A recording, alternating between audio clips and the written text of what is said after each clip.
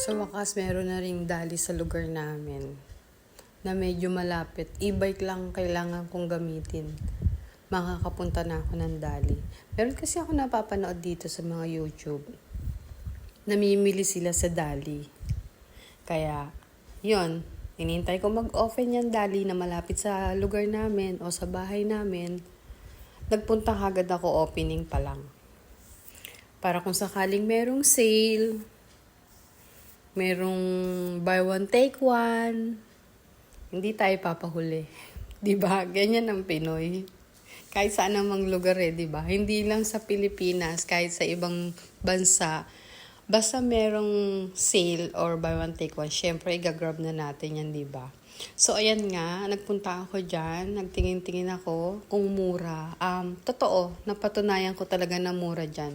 Ayan ang mga nabili ko, mga chichirya. Kahit na nakapag-grocery na ako, nagpunta pa rin talaga ako dahil opening ng dali. So ayan, ang nabili ko lang, puro chichirya, pangkut-kutin sa bahay. Bumili rin ako ng sabon. Guys, hindi to sponsor ha. Tinaray ko lang gamitin. Maganda naman talaga. Napakaganda. Mabula siya. Tsaka malaki, mura lang. Kaya sa susunod, alam na, yan uli ang bibilin ko kasi maganda na, mura pa. Okay. Nagtingin-tingin din pala ako na mga frozen food. Marami ring mabibili. Pag naghanap ka dyan, meron dyan tapa, meron langganisa, meron din chicken wings, talagang marami. So, pag ako namili, siguro ang punta ko is dali na lang.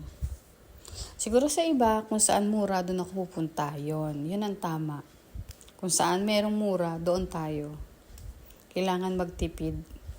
Kailangan wise ka sa pamimili mo.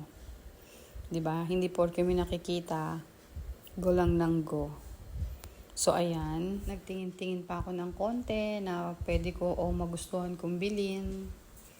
Pero yun nga, katapos ko lang mag-grocery nung nakaraan, kaya medyo konti lang yan. Mga pinamili ko, mga kutkutin lang sa bahay, tsaka yung panghugas ng plato. Maraming mabibili, mga mura lang talaga siya. Nakita ko nga dito ang nakaraan, napanood ko dito sa YouTube. Pantinda pwede siya.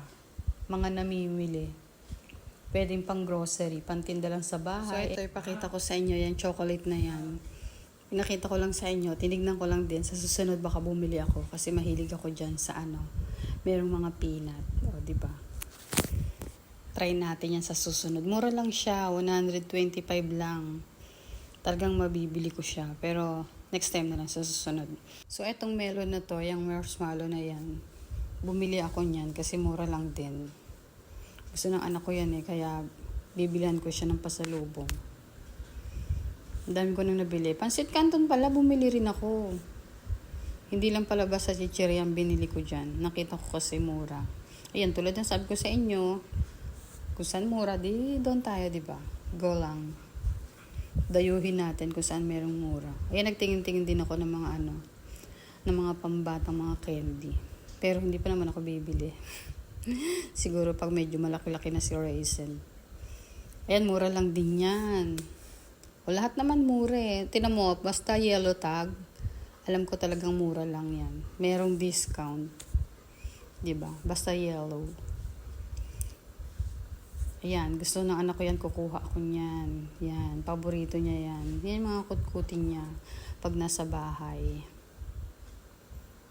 Hindi na kailangan pang sabihin o tanungin ng anak ko kung anong gusto niya mga pasalubong. Sa ulado ko na. Kaya bibiling ko talaga yan. Nung nagpunta nga pala ako dyan, may pila.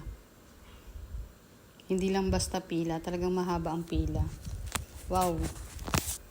Tara, inuman na! So ayan, napakita ko sa inyo. O nga pala, dyan sa dali nakakatuwa. Hindi sila nagpapak o naglalagay sa box o naglalagay sa bag ng mga pinamili mo. Sarili mo, ikaw talaga magbabalot. Kuha ka na lang doon sa gilid ng mga karton.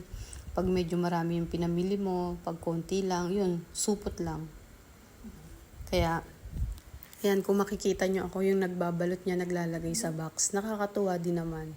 O diba, may libreng box. Medyo malaki-laki na yung kinuha kong box. Pero sakto lang din naman sa mga pinamili ko para magamit. Ayan yung mga sabon, oh, bareta, tsaka mga panghugas. Bumili rin pala ako ng ice cream. Kasi sabi nung isang bumili, masarap daw yung ice cream na yan. So, bili tayo. Kaso yun nga, magkasama yung sabon, tsaka yung ice cream, tsaka mga bareta, diba? So, ayan, yung dali sa labas. Pakita ko lang sa inyo saglit. Ayan yung mga pinamili ko. Sa susunod, magdadala na ako ng bag para dun sa mga, separate ko yung mga sabon. Yun nga, yung ice cream na binili ko. Sa muli, sa uulitin sa aking vlog. Thank you so much.